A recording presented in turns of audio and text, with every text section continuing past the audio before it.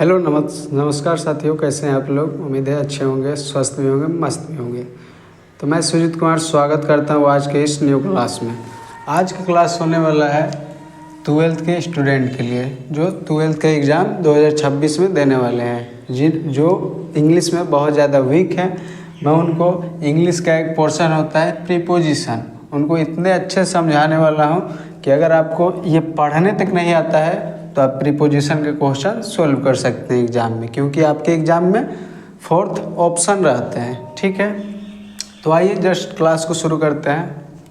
देखिए, प्रीपोजिशन होता क्या है दोस्तों। पहले प्रीपोजिशन के बारे में जानना बहुत ज़रूरी है। ये पहले आप सेशन देख लीजिए, 12th बिहार बोर्ड के स्टूडेंट के लिए है जो 2026 में एग्ज़ाम देने वाले हैं। ठीक, या 2027 जब आपको ये वीडियो मिले तब आप इसे देख सकते हैं, बहुत हेल्पफुल होने वाली है आपके लिए। देखिए, प्रीपोजिशन ऐसा चैप्टर है आपका जिसमें कुछ ऐसे ऐसे वर्ड होते हैं जो सेंटेंस में सब्जेक्ट और ऑब्जेक्ट के बीच संबंध को दिखाते हैं। प्रीपोजिशन का मेन काम क्या होता है, जैसे मानिए सेंटेंस के बारे में अगर आपको नॉलेज होगी तो आप ये आसानी से समझ सकते हैं कि सेंटेंस का शुरुआती आपका सब्जेक्ट शो होता है, उसके बाद आता है वर्ब में 2 टाइप के वर्ब आते हैं, जिसे आप एक हेल्पिंग वर्ब और एक मेन वर्ब, एक को सहायक क्रिया, दूसरे को मुख्य क्रिया कह सकते हैं। और उसके बाद आपका आता है ऑब्जेक्ट। तो ये आपका सेंटेंस का मूल ढांचा है जिसको आप लोग स्ट्रक्चर कर सकते हैं। तो प्रीपोजिशन कहाँ पे आता है, इस ऑब्जेक्ट के पहले, बट इसका काम जो है सब्जेक्ट और ऑब्जेक्ट के बीच संबंध को दिखाना। जैसा कि आप लोग देख सकते हैं, मैंने पहले ही लिख दिया, इस सेंटेंस में सब्जेक्ट और ऑब्जेक्ट के बीच संबंध बताना किसका काम होता है, प्रीपोजिशन का। यानी कि ये जब भी आएगा तो दोनों के बीच में संबंध को दिखाएगा। जैसे मैं बोलूँगा आप दिल्ली जाते हैं, आप दिल्ली जाते हैं, यू गो टू दिल्ली, यानी कि ये जो टू आया है, हम बोले यू गो टू, तो ये जो टू आया है, टू शब्द का क्या मतलब है, तो टू ही आपका क्या है, एक प्रीपोजिशन है। तो बेसिकली आज हम लोग पढ़ने वाले हैं एट, ऑन और इन। आपको अगर पूरा प्रीपोजिशन का वीडियो चाहिए तो आप इस वीडियो को कमेंट कर सकते हैं, मैं आपके लिए कुछ ना कुछ ज़रूर करूँगा। तो आज हम लोग सीखने वाले हैं एट और ऑन इन। देखिए, एट, ऑन और इन का प्रयोग 2 तरीके से किया जाता है, एक प्लेस के रूप में, दूसरा तो आज हम लोग सीखने वाले हैं प्लेस के रूप में। हालांकि मैं टाइम भी बता दूंगा, थोड़ा सा हिंट दे दूंगा, लेकिन हम लोग आज पढ़ने वाले हैं प्लेस के रूप में। ठीक, क्या प्लेस के रूप में जब एट या ऑन या इन आए तो हम कैसे समझेंगे किस जगह पे क्या आएगा। इसके लिए मैंने आपके लिए, आपको समझने के लिए एक बहुत अच्छा सा यहाँ पे डायग्राम बनाया हुआ है, यहाँ भी बनाया है और उसके बाद यहाँ भी है। तो देखिए, पहले मैं समझा रहा हूँ, उसके बाद फिर इस पर क्वेश्चन भी कुछ करवाऊँगा। पहला है आपका एट का प्रयोग किसी बिंदु यानी कि पॉइंट के रूप में हम करते हैं। उसके बाद है आपका ऑन का प्रयोग हम सरफेस यानी सतह के रूप में करते हैं। समझा रहा हूँ मैं, इसको पहले बता दे रहा हूँ। उसके बाद आता है आपका इन का प्रयोग अंडर यानी कि अंदर के सेंस में किया जाता है। देखिए, जैसे कि ये एक लड़का है, ये कहाँ पे खड़ा है, ये आपका क्या है, रोड है। क्या है, रोड। तो लड़का किसी रोड पे खड़ा है, किसी भी एक पॉइंट पे खड़ा है, हम इसको आसानी से कह सकते हैं एक पॉइंट पे खड़ा है। या मानिए ये रोड नहीं है, रोड आपका यहाँ तक है। कहाँ तक है, मैं इसको और अच्छे से समझा सकता हूँ। रोड आपका मानिए यहाँ तक है, यहाँ तक है। यहाँ पे क्या है, ट्रैफिक लाइट है, यहाँ पे कोई गाड़ी जा रही है। ठीक है, तो रोड आपका यहाँ तक है, लड़का रोड के बगल में खड़ा है, यानी कि ये जो रोड के बगल में है तो किसी पॉइंट पे है। अगर लड़का रोड पे खड़ा होगा तो फिर वहाँ सेंस बदल जाएगा, तो इसलिए मैंने यहाँ पे ये रोड अभी मिटा दिया। चलिए आगे आते हैं। आगे है सतह यानी कि ऑन का प्रयोग सतह के लिए जब किया जाता है तो इसको समझेंगे कैसे।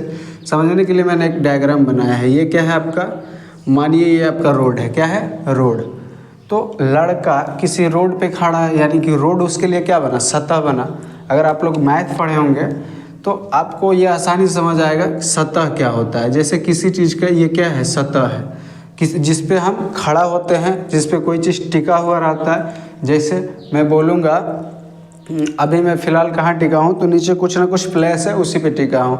यानी कि हम अर्थ बोल सकते हैं, या फिर हम बोलेंगे ये मार्कर का ये रेड वाला हिस्सा किस पे टिका है, इस पे वाइट वाले हिस्से पे टिका है। ठीक, तो उसी प्रकार ये रेड वाले हिस्से के लिए क्या बन गया, ये बन गया सतह। ठीक, तो आपको समझना है जब हम कोई चीज़ किसी चीज़ के लिए सतह बनता है तो वहाँ पे क्या आता है, ऑन आता है। चलिए अब आते हैं हम अंदर, यानी इन, जहाँ पे इन का प्रयोग होगा कहाँ पे होगा, जैसे हम किसी चीज़ के अंदर रहेंगे या कोई भी चीज़ किसी चीज़ के अंदर है तब हम क्या बोलेंगे, तब हम बोलेंगे वहाँ पे इन का प्रयोग होगा। आपको अब इस पे मैं एक दो क्वेश्चन बता देता हूँ, हालांकि मैं पूरा जैसे एग्ज़ाम बेस्ड जैसे क्वेश्चन होते हैं फॉर ऑप्शन वो भी मैं बताऊंगा, फिलहाल अभी पहले ये समझिए। जैसे इसके लिए हम एक एग्जांपल ले सकते हैं, हम लिखेंगे एग्जांपल के रूप में सी, और क्या ले मैं, C wait U, C wait U. अब यहाँ पे मैं लिख देता हूँ इसको मिटा के बस स्टैंड, बस स्टैंड, यानी कि वह आपका इंतज़ार कर रही है। कहाँ पे इंतज़ार कर रही है, तो हम बोलेंगे बस स्टैंड।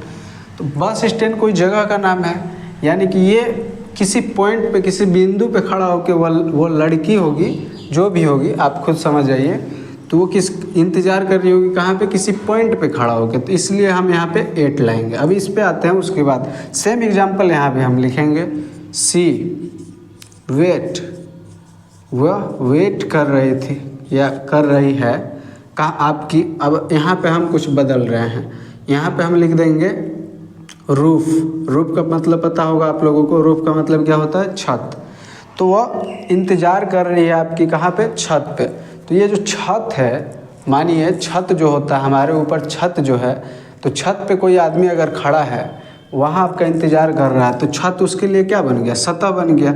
जैसा मैंने यहाँ पे अभी यहाँ आपके सामने डायग्राम भी है, मानिए ये छत है, तो छत के ऊपर कोई लड़की आपका इंतज़ार कर रही है, तो यानी कि यह उसके लिए सतह है, तो यहाँ पे क्या आएगा, ऑन आएगा। आप आसानी से बता सकते हैं। समझने के लिए वीडियो को दोबारा देख सकते हैं आप, या फिर मुझे कमेंट कर सकते हैं जहाँ आपको मिसअंडरस्टैंडिंग हो जाए। ठीक है, अगला है क्या, सॉरी इन है, अगला क्या है, इन। तो इन का प्रयोग अंदर के अर्थ में किया जाता है। जैसे सेम एग्जांपल यहाँ भी मैं लिखूँगा C weight, C wait U, C wait U. अब मैं यहाँ पे बदल रहा हूँ, यहाँ पे क्या था, बस स्टैंड, यहाँ पे रूफ, यहाँ पे मैं कर दूँगा रूम। यानी कि देखिए अब सेंस से समझिए, रूम जो है, रूम के ऊपर कोई तो आपका थोड़ी इंतज़ार करेगा। अगर रूम के अंदर इंतज़ार करेगा तो अंदर का बोध है, अंदर का बोध है। तो मैंने यहाँ पे देखिए, मान के चलिए ये लड़की है, ये रूम के क्या है, अंदर है, तो यहाँ पे क्या आएगा, आप आसानी से कह सकते हैं क्या आएगा, इन। क्या आएगा दोस्तों, इन। तो ऐसा ही आपका मान के चलिए ये आपका क्वेश्चन दे दे एग्जाम में, क्वेश्चन दे दे सी वेट यू, उसके बाद खाली स्थान, उसके बाद दे दे रूम। तो चार ऑप्शन अगर रहेगा, चार में मान के चलिए पहला ऑप्शन रहा एट, दूसरा ऑप्शन रहा ऑन, तीसरा ऑप्शन इन, और चौथा ऑप्शन जो भी दे, तो आप आसानी से बता सकते हैं कि वो लड़की रूम के अंदर इंतज़ार कर रही थी या कर रही है। तो ऐसा अगर रूम के अंदर का सेंस है तो अंदर के सेंस में इन करेंगे। इस पे मैं दूसरा एग्जांपल आपको बोल देता हूँ, हालांकि मैं लिखाऊंगा नहीं। देखिए सी वेट यू, यहाँ पे क्या है, सी वेट यू रूफ, छत, सतह वाला बता दिए। दूसरा बता रहे हैं, मानिए हम बोलेंगे योर फ्रेंड वेट यू। अब ऐसा कुछ बोलना होगा लास्ट में कि सतह का काम करे। जैसे मैं बोल सकता हूँ your friend wait you tree. अब बोलेंगे ट्री, यानी कि पेड़ पे मानिए आपका कोई दोस्त चढ़ गया है आम तोड़ने के लिए और आपका इंतज़ार कर रहा है, तो पेड़ का टहनी जो है, पेड़ का टहनी जिसको डाल बोला जाता है, वो उसके लिए वो लड़के के लिए जो आपका इंतज़ार कर रहा है उसके लिए क्या है, सतह है। तो वहाँ पे आपका इंतज़ार कर रहा है, यानी कि यहाँ उस केस में भी क्या होगा, ऑन होगा। जहाँ भी कोई चीज़ सतह बन जाए वहाँ पे हम प्लेस के रूप में ऑन का प्रयोग करते हैं। जहाँ बिंदु का सेंस है वहाँ एट करते हैं, और जहाँ अंदर का किसी चीज़ के अंदर का सेंस है वहाँ पे इन करते हैं।